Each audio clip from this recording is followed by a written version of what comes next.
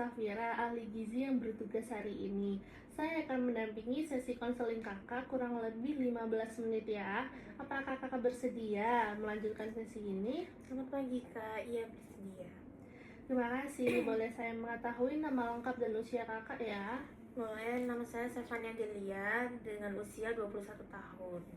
Baik Kak Stefani, dari formulir asesmen tercatat kakak cukup sering ya mengkonsumsi makanan manis, cemilan kemasan, serta makanan dengan bumbu yang kuat hampir setiap hari. Apakah informasi tersebut sesuai dengan kebiasaan kakak ya? Iya bener Kak, itu sesuai. Boleh diceritakan biasanya dalam sehari seperti apa sih pola makannya? Misalnya dari pagi hingga sampai malam. Biasanya itu pagi aja saya udah sarapan pakai mie instan. Terus siang itu biasanya jajan sih Kak, kayak beli gorengan gitu. Terus sorenya juga jajan lagi. Dan malamnya tuh kadang nasi sama lauk goreng. Jadi kayak lebih jarang makan sayur sama buah sih. Baik, jadi cukup banyak makanan olahan ya, seperti mie instan, kemudian goreng-gorengan ya, dan berbumbu kuat. Menurut kakak, apa alasan utama memilih makanan tersebut ya? Apakah karena rasa, praktis, harga, atau ada faktor lain kak? Lebih kerasa sih Kak, dan juga praktisnya. Baik, saya mengerti. Rasa gurih itu memang memberikan kepuasan tersendiri, Kak, dan makanan instan memang praktis untuk usia mahasiswa seperti Kakak. Itu wajar sekali. Sebelum membahas lebih jauh, Kakak tahu nggak apa itu MSG? Iya sih tahu, MSG itu penyedap rasa. Betul, MSG adalah monosodium glutamate, yaitu bentuk garam natrium dari asam glutamat. Asam glutamat ini sebenarnya alami pada tomat, jamur, keju, dan daging, Kak. MSG digunakan untuk penghasilan rasa umami yang gurih. Yang penting dipahami sebagai lembaga kesehatan seperti WHO dan FAO menyatakan bahwa MSG dalam batas wajar aman itu aman banget kak jika dikonsumsi. Namun seiring menjadi masalah itu ketika makanannya ultra proses kak yang mengandung MSG, natrium, lemak jenuh dan kalori yang tinggi. Kakak pernah mendengar nggak sih istilah Chinese Restaurant Syndrome? Sempet denger sih Kak, itu katanya setahuku ya Kak, itu kayak bikin pusing gitu nggak sih? Iya, istilah itu dulu sempat populer.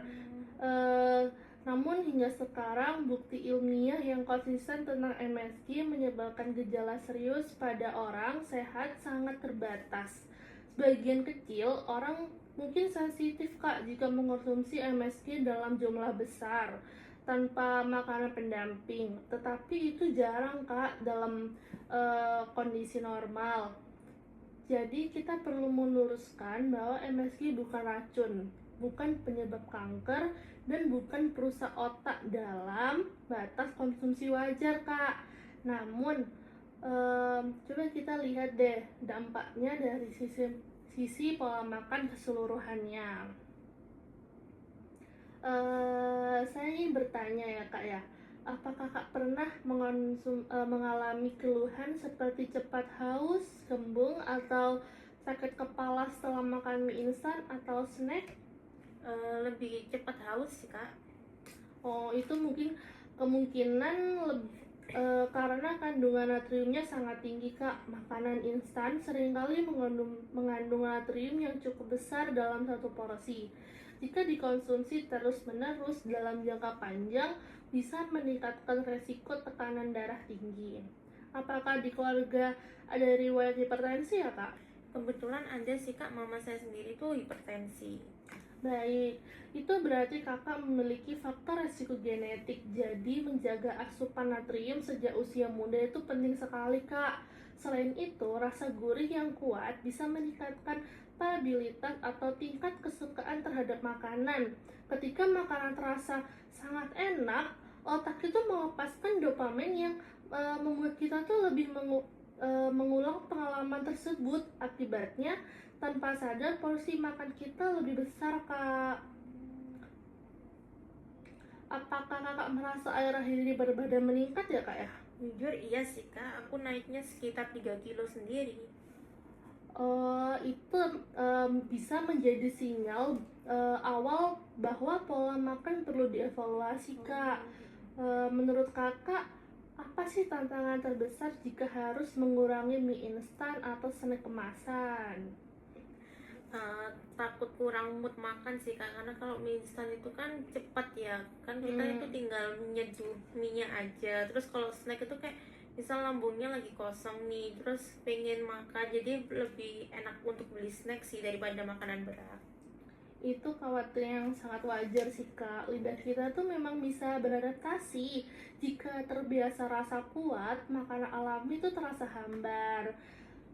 Tapi kabar baiknya, adaptasi juga bisa dibalik. Biasanya dalam 2 hingga 4 minggu sensitivitas rasa bisa kembali lebih baik, Kak. Kalau misalnya kita tidak menghilangkan total, tapi mengurangi bertahap, apakah terasa lebih memungkinkan nggak, Kak? Menurut saya sih mungkin ya kak, itu kayak lebih ringan ya daripada langsung dihilangkan secara total itu. Iya, untuk rasa gurih alami, Kak, kita bisa eh, gunakan seperti bawang putih, bawang merah yang ditumis hingga harum, jamur, kaldu ayam rumahan tanpa tambahan MSG ya, Kak. Bisa juga dengan rempah seperti lada, kunyit, ketumbar. Selain itu, Kak, kombinasi protein dan serat juga membantu meningkatkan rasa kenyang. Misalnya nih, nasi tambah ayam tambah tumis sayur tambah buah. Kakak biasanya minum air putih berapa gelas sehari, Kak?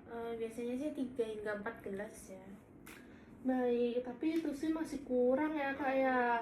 Natrium tinggi itu perlu diimbangi dengan hidrasi cukup, sekitar 6 hingga 8 gelas per hari, tergantung aktivitas. Sekarang saya ingin tahu, Kak, jika pola makan ini terus berlangsung sampai 5 tahun ke depan, menurut Kakak apa yang mungkin terjadi? Mungkin badan makin gemuk ya kak, jadi jatuhnya kayak orang obesitas itu ya. Nah, itu benar, Kak. Lalu jika mulai berubah sekarang, apa sih manfaat yang Kakak bayangkan? Berat badannya lebih terkontrol dan hidupnya lebih sehat sih. Itu tujuan yang sangat positif sih, Kak. Dari skala 1 sampai 10 nih, seberapa siap sih Kakak melakukan perubahan kecil mulai minggu ini? Mungkin di angka 6 ya kak. Kenapa bukan 3, Kak? Karena ya saya ingin lebih sehat aja sih hidupnya. Artinya ada motivasi internal. Itu modal yang sangat penting, Kak. Untuk 2 minggu ke depan.